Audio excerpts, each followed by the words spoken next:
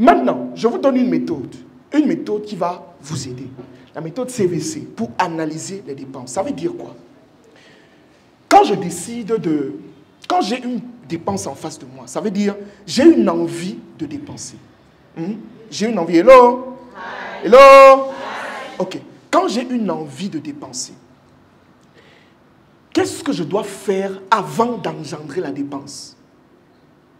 Quels sont les éléments sur lesquels je m'appuie avant de juger si oui ou non je dois dépenser? Il y a 3 facteurs. C'est, slide rapidement, le contexte.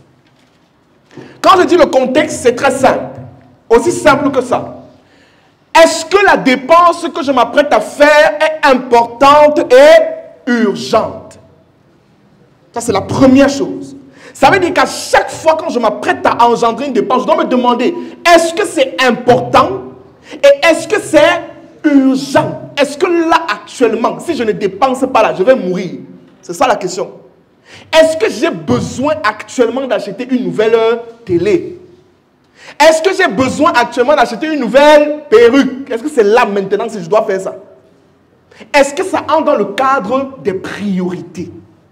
Et quand je n'arrive pas à... Et maintenant, ce genre de questions, il faut répondre de manière rationnelle. Parce que je dis souvent qu'il y a des gens qui vont se poser la question de savoir est-ce que c'est important et urgent. Ils vont se dire, mais oui. C'est ce qu'il me faut là maintenant. Tu vois? Donc, en fait, là, il est en train de répondre avec l'émotion. C'est comme une personne qu'on dit que tu dois te questionner sur toi-même. Il finit de se questionner, il se dit, mais qu'est-ce qu'on me reproche? J'ai fini de me questionner. Vous avez dit qu'il ne réfléchit pas sur le sens rationnel de la chose. Il réfléchit avec ses émotions encore. D'accord? Donc, dans ce genre de questions, dans le contexte, je me demande, est-ce que c'est important, là maintenant? Est-ce que c'est urgent que j'achète ça maintenant? Si ce n'est pas urgent, on bâcle d'abord. D'abord. Maintenant, dans toute chose que vous faites, il y a un mot que vous devez retenir. Priorité. Dites avec moi, priorité. Priorité. Dites encore, priorité. Priorité. C'est ça qui manque à beaucoup de personnes. Ok. Contexte. Est-ce que c'est important? Est-ce que c'est urgent? Deuxième élément, la valeur. L'achat que je veux faire maintenant, là, qu'est-ce que ça va m'apporter? Si je décide d'acheter une nouvelle chemise maintenant, qu'est-ce que ça m'apporte? Ça m'apporte quoi?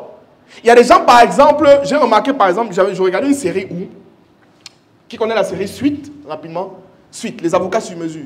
Dans cette série, tu vois des gens qui achètent des costumes à pratiquement 5 000 $, 15 000 $, un costume. Bon, moi, au départ, je voyais ça comme le film. Il me dit que, mais comment quelqu'un achète un costume simple à 15 000 $? Et quand tu regardes le costume, tu te dis, mais attends un peu. Si moi-même, je me débrouille et pas avoir ça ici au marché rapidement, vous voyez un peu ce qu'il veut dire. Mais maintenant, j'ai compris quelque chose, c'est que ces personnes dépensent pour augmenter leur valeur. Il augmente sa valeur. Le genre que quand il est devant un investisseur, dès qu'il ouvre la bouche, on le croit. Même s'il ment. Pour rien, on va le croire. C'est la même chose que quelqu'un qui veut, par exemple, décrocher un gros contrat et tout. Tu n'arrives pas sur la moto. Quand tu vas débarquer sur la moto, non. Tu loues une voiture. Là, c'est une dépense de fructification. Parce que la valeur, la voiture va te donner une valeur. Et cette valeur va te permettre de gagner le marché. Mais quand on n'arrive pas à réfléchir comme ça, moi je vous ai dit dernièrement que quand vous regardez les hommes riches ne dépensent plus parce qu'ils veulent dépenser. Quand vous dites par exemple, j'ai regardé un documentaire, on disait que Bernard Arnault a acheté un yacht où c'est de 500 millions $, c'est quoi? En fait, dans le documentaire du début à la fin, on t'explique en fait que l'achat du yacht, c'est pour payer moins d'impôts. C'est pas parce qu'il veut acheter le yacht, non. Parce qu'il ne reste même jamais là-bas. C'est un moyen, de stocker l'argent, de payer moins d'impôts. Il y a tellement de stratégies financières quand un homme riche décide de dépenser.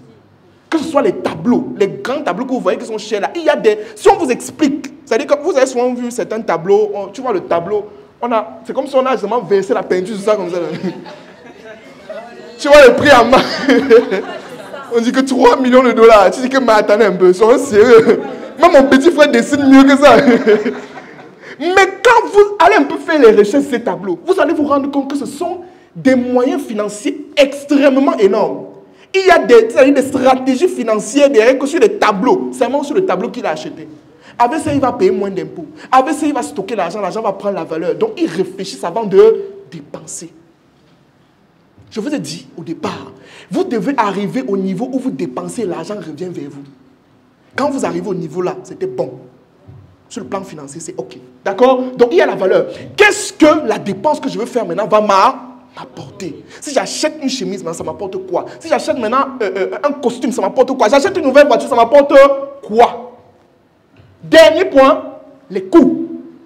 Si je veux dépenser actuellement là, est-ce que ma situation financière me permet de dépenser? Il ne faut pas seulement être dans les rêves. C'est-à-dire que quelqu'un est là, dans ton compte, tu as 100 000, mais tu es en train de regarder une voiture de 20 millions. C'est vrai qu'on a dit qu'il faut visualiser, mais tu n'as pas encore l'argent.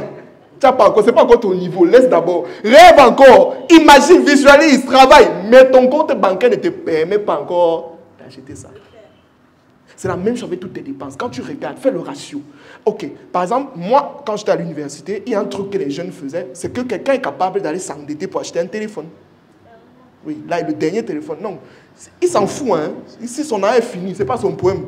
Le problème, c'est qu'il arrête le téléphone et que tout le monde arrive à voir qu'il a l'iPhone 13. Et quand il marche, il arrête ça comme ça. C'est-à-dire qu'on doit voir les caméras là. Si on ne voit pas ça, c'est qu'il a échoué.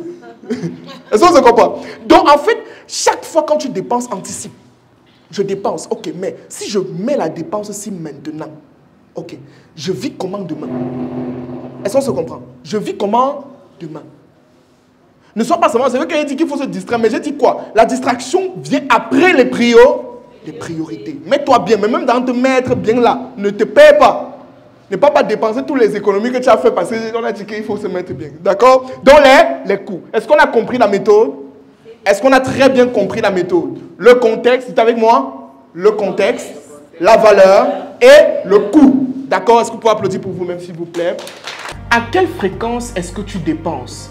Dans quoi est-ce que tu dépenses? Je peux te garantir que si tu n'as pas la capacité de minimiser tes dépenses, je peux te garantir que tu n'iras pas loin sur le plan financier. C'est la raison pour laquelle si tu es conscient dès maintenant que tu as des problèmes dans le sens de la gestion de ton argent et que tu n'arrives pas à minimiser tes dépenses, je te donne la possibilité de faire partie de la première session de notre académie, l'académie financière, dans laquelle nous allons te donner tous les outils nécessaires qui te permettront de minimiser tes dépenses afin de mieux gérer ton argent pour passer à un autre niveau sur le plan financier. La première session se tiendra exactement le 30 août. Ça se tiendra en ligne. Ça veut dire que quelle qu'en soit ta situation géographique, Burkina Faso, France, Sénégal, n'importe où, tu peux participer à cette formation. Une seule chose à faire, clique sur le lien qui se trouve en commentaire si tu es sur Facebook ou sur YouTube, ou alors si tu es sur TikTok, clique sur le lien qui se trouve dans la bio et réserve ta place dès maintenant pour faire partie des premiers participants de l'Académie financière. Merci.